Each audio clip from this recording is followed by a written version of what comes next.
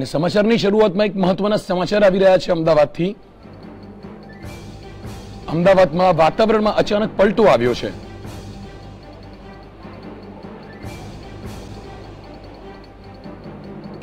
વાદળો અને ધૂળની ડમરી સાથે અમદાવાદમાં વરસાદી માહોલ સર્જાયો છે. તો મહત્વના સમાચાર અમદાવાદથી આવી રહ્યા છે, જ્યાં વાતાવરણમાં પલટો આવ્યો છે. સેટેલાઇટ વિસ્તારમાં વરસાદ શરૂ થયો છે.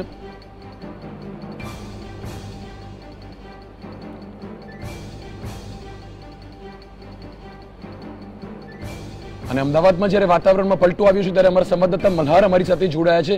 જી મલ્હાર, કેવી છે પરિસ્થિતિ અને વાતાવરણ? જે ચોક્કસ ખાસ કરીને આપણે જણાવ્યું કે જે પ્રમાણે હવામાન વિભાગ દ્વારા આગાહી કરવામાં આવી હતી 2-3 દિવસ રાજ્યના વાતાવરણમાં પલટો થઈ શકે છે, પરંતુ આજે જયારે હવામાન વિભાગના જે ડાયરેક્ટર છે તેમની ચર્ચા થઈ છે, તેમણે જણાવ્યું હતું કે નોર્થ કે આજે વહેલી સવારે જ દક્ષિણ રાજસ્થાન અને ઉત્તર ગુજરાતના ભાગની ઉપર એક અપર એર સર્ક્યુલેશન સર્જાયું છે અને 48 કલાકની અંદર ગુજરાતના કચ્છ, ઉત્તર ગુજરાત સહિત મધ્ય ગુજરાત અને દક્ષિણ ગુજરાતની અંદર વરસાદ પડે તેવી શક્યતા છે. જો કે હવામાન વિભાગના ડિરેક્ટરે આ મામલે લગભગ 4-5 કલાક પહેલા જ આ આગાહી કરી હતી કે મોડી સાંજ સુધી પણ કદાચ અમદાવાદ શહેરમાં વરસાદ વરસી શકે તેવી શક્યતા જોવા મળી છે. જે પ્રમાણે મે મહિનાની સિઝન છે, સમર સિઝન કહેવાતી હોય છે, અત્યારે ગરમીનો આંકડો લગભગ 43-44 ડિગ્રીની આસપાસ જોવા મળતો હોય છે. જો 10 સપ્તાહની પણ વાત કરીએ તો આંકડો સમગ્ર રાજ્યની અંદર 44-45 ની આસપાસ જોવા મળે તો લોકો ગરમીમાં શેકાઈ રહ્યા હતા, પરંતુ આવી રીતે અચાનક વાતાવરણ પલટો આવી જવાથી શહેરીજનોને ક્યાંક ને ક્યાંક ગરમીથી રાહત જોવા મળી રહેશે. જી મલ્હાર, ખાસ કરીને જ્યારે વાતાવરણમાં ગરમીનું 45 થી 46 ડિગ્રી ટેમ્પરેચરનો પારો હતો અને અચાનક જ વરસાદ પડવો, કયા કયા કારણોસર આ વાતાવરણ સર્જાયું હોઈ શકે છે? ચોક્કસથી હવામાન વિભાગે જણાવ્યું છે કે જે પ્રમાણે અત્યારે એક ઉત્તર ભારત અને ઉત્તર ભારતની સાઈડમાં પણ ડિસ્ટર્બન્સ જોવા મળી રહ્યું છે. ઉપરાંત દક્ષિણ રાજસ્થાન અને ઉત્તર ગુજરાતમાં પણ આ પ્રકારની પરિસ્થિતિ નિર્માણ થયું છે.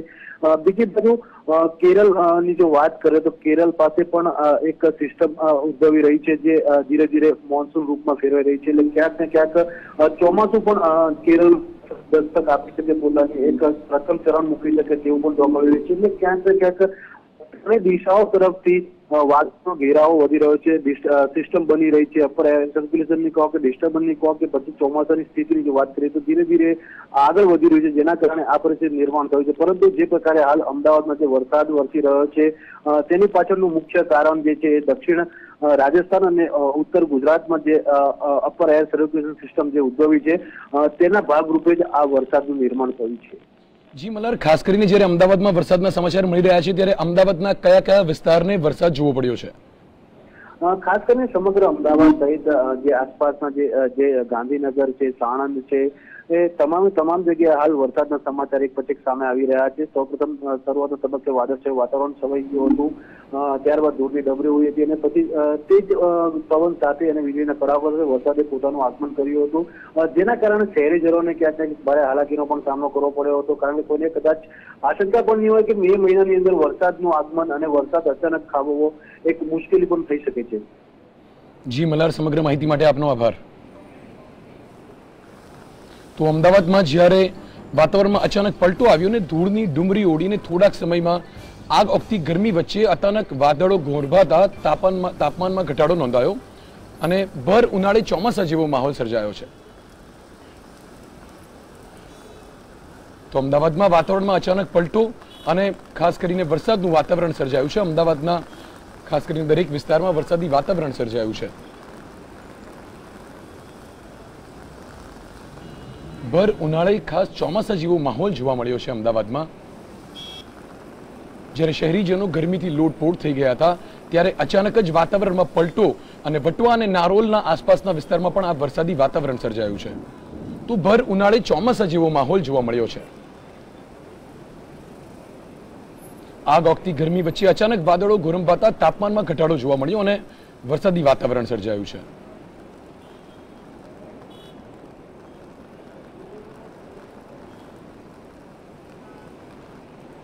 બપોર સુધી જ્યારે ગરમીનો પારો ખૂબ ઊંચે પહોંચ્યો હતો અને અચાનક જ વાતાવરણમાં પલટો આવતા વાદળો અને ધૂળની ડમરી સાથે અમદાવાદમાં વરસાદી માહોલ સર્જાયો છે. ખાસ કરીને સેટેલાઇટ વિસ્તારમાં પણ વરસાદ અને નારોલ અને નરોડા વિસ્તારમાં પણ વરસાદનું વાતાવરણ સર્જાયું છે.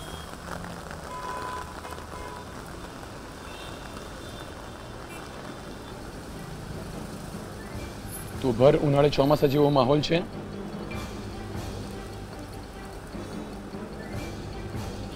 આગ ઓગતી ગરમી વચ્ચે અચાનક વાદળો ગોરંભાતા તાપમાનમાં ઘટાડો થયો અને ત્યારબાદ ધૂળની ડમરીઓ ઉડી અને અમદાવાદમાં અચાનક વાતાવરણમાં પલટો આવતાની સાથે અમદાવાદમાં વરસાદી ઝાપટા જેવો માહોલ સર્જાયો છે.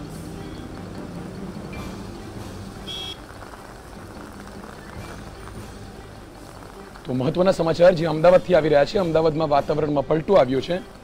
સેટેલાઇટ વટવા અને નારોલ વિસ્તારમાં પણ વરસાદ શરૂ થયો છે.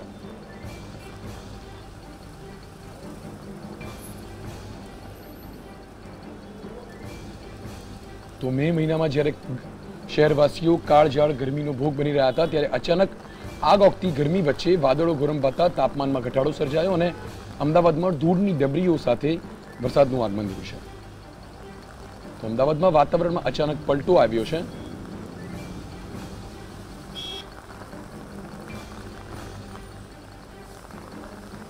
મહત્વના સમાચાર અમદાવાદથી આવી રહ્યા છે જ્યાં વાતાવરણમાં પલટો આવ્યો છે અને સમગ્ર શહેરમાં વરસાદી વાતાવરણ સર્જાયું છે. ખાસ કરીને સેટેલાઇટ વટવા અને નારોલ વિસ્તારમાં આ વરસાદી વાતાવરણ સર્જાયું છે.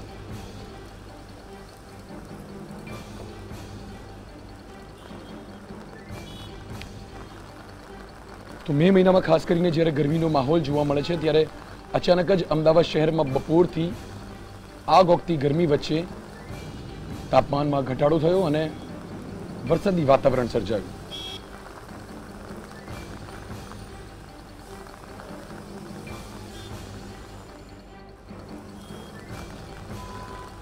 તો શહેરીજનો માટે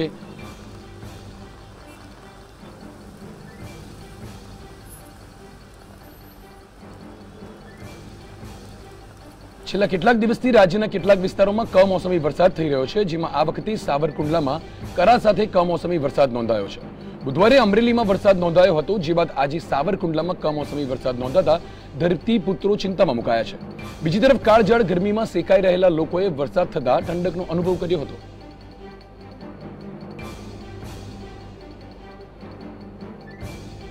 તો હાલ અમારા સંવાદદાતા અમરેલીથી ફારૂક કાદરી અમારી સાથે જોડાયા છે. જી ફારૂક, અમરેલીમાં પણ વરસાદી વાતાવરણ સર્જાયું છે અને ખેડૂતો ચિંતામાં મુકાયા છે. શું છે સમગ્ર માહિતી? આપને વિગત જણાવી દઉં કે છેલ્લા 2-4 દિવસથી ગરમીનો પારો એટલો બધો હતો, 44 ડિગ્રી જેટલું તાપમાન હતું. પણ ગઈકાલે ખાંભાના ઝારી ત્યાં વરસાદ પડ્યો હતો.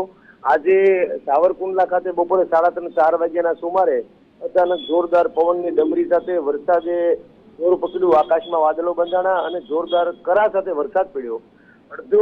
અડધી પોણી કલાક સુધી એકધારા વરસાદને કારણે શહેરના નીચાણવાળા વિસ્તારોમાં અમુક જગ્યાએ પાણી ભરાઈ ગયા છે અને ભારે પવનથી છાપરા અને એવું પણ ઉડ્યા હોવાના સમાચારો મળી રહ્યા છે. હાલ જ હમણાં જ જાણવા મળ્યું છે કે સાવરકુંડલા સાથે અમરેલી શહેરમાં પણ અત્યારે ધોધમાર વરસાદ ચાલુ થઈ ગયો છે. હાલ ખેડૂતો પણ આ કારણે વરસાદને કારણે ચિંતામાં ફેરવાઈ ગયા છે. જી ફારૂક, જ્યારે અમરેલીમાં આ પ્રકારે વરસાદનું વાતાવરણ સર્જાયું છે ત્યારે ખેડૂતો પણ ચિંતામાં મુકાયા છે. શું ખેડૂતોના કોઈ ઊભા પાકને નુકસાન થયાના અહેવાલ મળી રહ્યા છે કે કેમ? આ વરસાદને કારણે કેરીના પાકને તો વ્યાપકપણે નુકસાન ગયું છે. અમરેલી જિલ્લામાં મહત્વપણે કેરીનો પાક વધુ પડતો લેવાઈ ગયો છે અને ઉપરાઉપરી છેલ્લા 3 દિવસથી અમરેલી જિલ્લાના ધારી ખાતે જે વરસાદ પડ્યો છે, ધારી પણ કેરીનું મોટું પીઠું હોય છે. જ્યારે ખાંભાનો વિસ્તાર છે, ખાંભામાં પણ ગઈકાલે વરસાદ 2 દિવસ સતત પડ્યો છે. આજે સાવરકુંડલા અને અમરેલી શહેરમાં વરસાદને કારણે ખેડૂતો ખરેખર ચિંતામાં મુકાઈ ગયા છે અને કેરીના પાકને વ્યાપકપણે નુકસાન થતા ખેડૂમાં પૈડા પર પાટા જેવી પરિસ્થિતિ સર્જાઈ ગઈ છે. જી ફારૂક, સમગ્ર માહિતી માટે આપનો આભાર. તો ત્યારે અમરેલીમાં પણ વરસાદી વાતાવરણ સર્જાયું છે અને અમરેલીમાં પણ ખાસ કરીને સાવરકુંડલામાં આ વરસાદનું વાતાવરણ સર્જાયું છે ત્યારે ખેડૂતો પણ ચિંતામાં મુકાયા છે. શહેરીજનો જ્યારે ગરમીથી સેકાઈ રહ્યા હતા ત્યારે તેઓ વરસાદી વાતાવરણનો આનંદ માણી રહ્યા છે, ત્યારે એક તરફ આ વરસાદના કારણે કરા પણ પડ્યા છે અને ખેડૂતો ચિંતામાં મુકાયા છે. ખાસ કરીને સાવરકુંડલા પંથકમાં આ વરસાદી વાતાવરણ સર્જાયું છે, જ્યાં ખાસ કરીને કેરીનો પાક થતો હોય છે. ત્યારે કેરીનો પાક કરતા ખેડૂતો આ વરસાદના કારણે ચિંતામાં મુકાયા છે. તો છેલ્લા 3 દિવસથી અમરેલી પંથકના આસપાસના વિસ્તારમાં વરસાદી વાતાવરણ સર્જાયું હતું. સૌપ્રથમ ખાંભા અને ત્યારબાદ આજે સાવરકુંડલા વિસ્તારમાં જ્યારે વરસાદી વાતાવરણ સર્જાયું છે.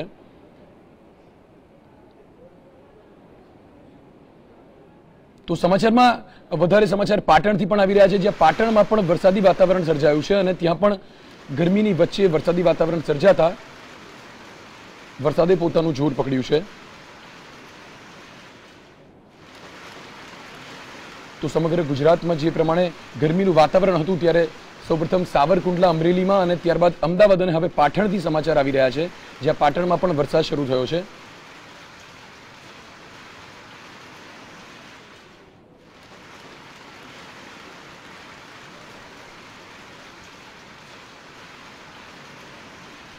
ત્યારે પાટણમાં જ્યારે વરસાદી વાતાવરણ સર્જાયું ત્યારે અમારા સંવાદદાતા અલ્કેશ અમારી સાથે જોડાયા છે। જી અલ્કેશ, પાટણમાં પણ વરસાદી માહોલ છે, શું છે ત્યાંનું વાતાવરણ? જી, જે રીતે સમગ્ર ગુજરાતમાં એકાએક વરસાદનો વાતાવરણ પલટો આવે છે એ રીતે ઉત્તર ગુજરાતમાં પણ 2 દિવસથી વાતાવરણમાં થોડો ફેરફાર હતો અને આજે બપોરે સમય પાટણના અમુક ભાગમાં એકાએક વરસાદી ઝાપટું એવું જોરદાર પડ્યું, જેના કારણે લોકોમાં દોડાદોડ થઈ હતી। આ એક વરસાદી વાતાવરણ એવું હતું કે જેને કારણે પંખીઓને એવું લાગ્યું કે સાંજ પડી ગઈ છે, એ લોકો પોતાના માળા તરફ વળ્યા હતા। જી જપ્તવ્ય।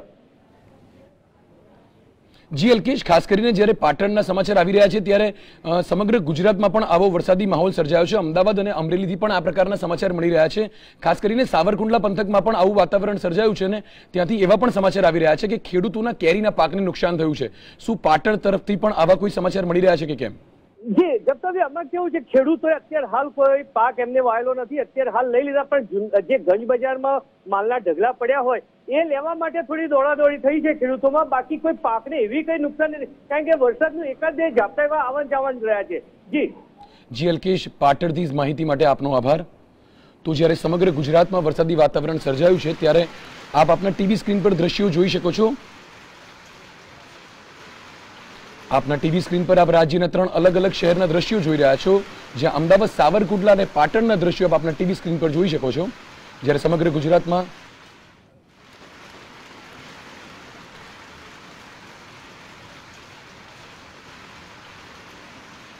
અમદાવાદમાં પણ અચાનક જ ધૂળની ડમરીઓ સાથે વરસાદે એન્ટ્રી લીધી છે, ત્યારે સાવરકુંડલા, અમદાવાદ અને પાટણમાં પણ આ વરસાદી વાતાવરણ સર્જાયું છે।